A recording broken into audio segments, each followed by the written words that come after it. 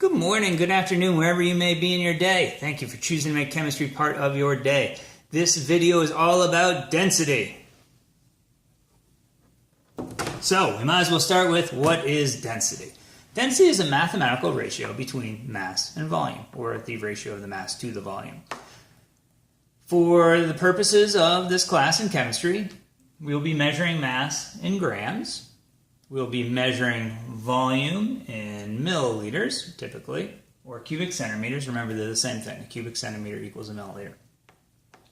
Which leaves us with the question of, what would the units of density be?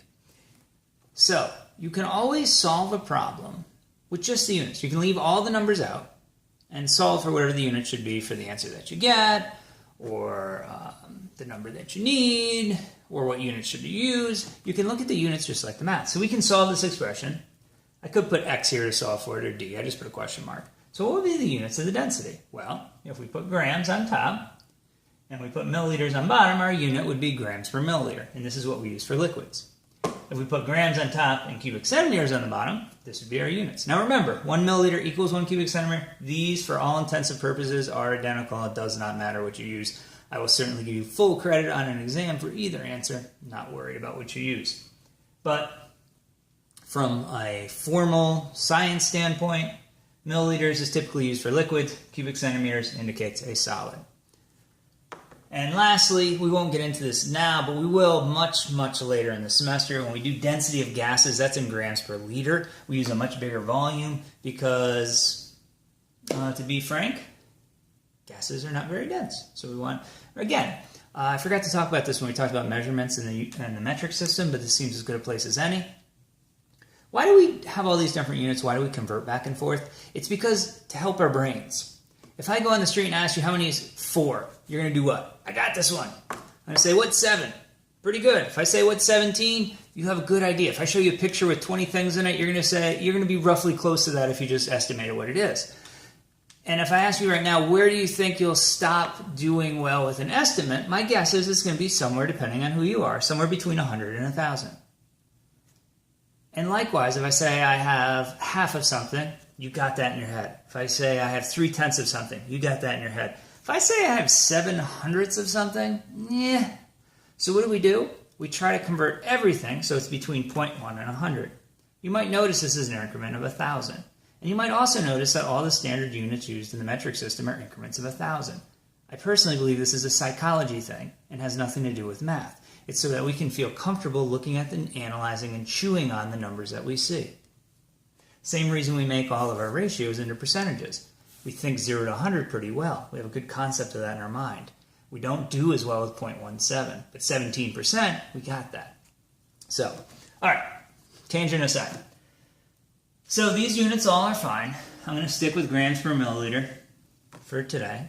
And, if we're thinking about this conceptually, if we have any two of these pieces, we can calculate the third. So if I have density and mass, I can get the volume. If I have volume and density, I can get the mass. And if I have mass and volume, I can get the density. So this is kind of those kind of flow charts they show you for how you do the math. Don't do that. We're going to do dimensional analysis. Don't worry about memorizing conversion factors. So there's two ways that we use density. One is every material has a density. So copper is 8.92, aluminum is 2.7, water is 1 gram per milliliter. So if we can measure something and measure its density, we can't necessarily say exactly what it is, but we can rule out almost everything. So we can have a very good idea of what we're looking at. So this is an intensive property. We can use density to identify an unknown or confirm a material. The other thing is, if I take a cup of water and I drop a blob into it, and the blob falls to the bottom, what's that tell us about the blob? The blob then has a density that is greater than water. It's not heavier than water, it's more dense. It's denser than water. And we know that density of water is 1.0 grams per milliliter. So we know the density here is greater than 1. If I drop an ice cube on water, we'll notice it floats. If it floats, that means the density has to be less than that of water. Or less than 1. We don't know what it is, but it's less than 1. So you can do this layering effect. This is a kind of a quick and dirty way to sort things by density. All right, let's get into the math. All right, for example, aluminum has a density of 2.7 grams per cubic centimeter. What is the edge of a cube of aluminum that weighs 100 grams? So this is the first of our word problems. How do we break these things down? Forget about the word problem. We can talk about what aluminum is used for. They put all these things in the textbook because it makes you more excited to learn the material. Cut all that out. Cut out all the fat. What do we know? Okay, so we know that we have a mass of 100 grams. We know that's aluminum. We know we have a cube. They want to know what's the edge. And we have a density. Everything else in here we don't need. So, if we're breaking this down for dimensional analysis, I would say I have 2.7 grams of aluminum, and that's going to equal 1 cubic centimeter of aluminum. I also have this fact that I have 100 grams of aluminum, and as far as the railroad tracks go, when they give us something in a word problem, I'm just going to put a placeholder on the other side. That's a given. We have 100 grams. And then we want to know what is the edge in centimeters. It doesn't have to be centimeters, but since that's a unit of length, and that's the only length unit we have in the problem, let's keep it as easy as possible. So this is what we know. So let's take a little bit closer look. What relates to this centimeters? Always work backwards. Well, the only thing we have here that relates to a centimeter is our volume. And then we have a density, and we have a mass. So clearly we're going to use the density and the mass together to get the volume. And then from the volume, we can get the actual size of the cube. Okay, so what does this look like in practice? Again, we want to use the railroad tracks. Get used to the railroad tracks. So, we want to have the centimeters at the end up here on top. So if we're doing that, we want to take the part that's got closest to that and put that on top over here. 1 cubic centimeter. I'm going to put 2.7 grams of aluminum on the bottom. Now, to get from here to here, we have to eliminate the bottom. The bottom, we want no units. Sorry, no units on the bottom. This is in grams. Grams is a unit of mass. Do I have a mass of aluminum I can use or something I can relate to mass to eliminate this? Why, yes I do. I have 100 grams here. Awesome. Put 100 grams of aluminum on top. The other part becomes a placeholder. And now I have my volume, my cubic centimeters. And I can stop here. And many of you probably would do this, and I certainly would as well. I can stop at this point and calculate this out. And that's my volume. Now, you do need to know one little extra piece of information, and that is the volume of a cube. The volume of a cube is equal to the edge cubed. Or to go the other way around, if we take the cubic root of both sides, we'll get the volume. So we need to take the volume and raise it to the 1/3 power.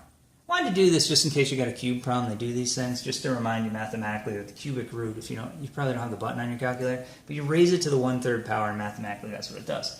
If we do this, we get an answer that is 3.33 centimeters, and then we have to look at significant figures. Always go back to your word problem. This has 2 sig figs, this has 3 sig figs, our answer should have 2. I'm going to round this off to 3.3 centimeters. And ask myself, is that a reasonable size? A cube about this big, that might weigh 100 grams? Sure, that seems reasonable. Let's do one more straightforward example. And this is in identifying an object. So, an unknown object is dropped into a 100 milliliter graduated cylinder, and the volume raises from picture A to picture B, and the mass goes up from picture A to picture B. What is the identity of the unknown red blob on the screen? So, what they want you to do here is we have a difference in mass. Now, is mass something we can use to identify something? If I say I have 70 grams of something, do you know what I have? You don't even know if it's a solid, liquid, gas, space alien, dragon, whatever it is. So, no. If I tell you I have 10 milliliters of something, do you know what I have? Once again, could be virtually anything. Could be a supernova. Could be nothing. That doesn't help us. But what relates mass and volume that does help us identify an object? Very good, density. Okay.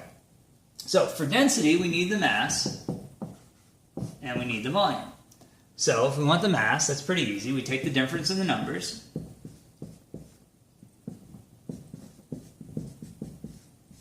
And we get 71.360 grams. Notice my significant figures. That is the correct way of doing it. 3 after the decimal, 3 after the decimal. My answer should be 3 after the decimal. If I do the volume, we're going to do the same thing. So what's the volume at the end here? 25, 26, 27 in a little bit. So I'm going to call that 27.2 milliliters. In the first picture, that's 19 in a bit. I'm going to call it 19.2 milliliters. You might use a different number. That's totally fine.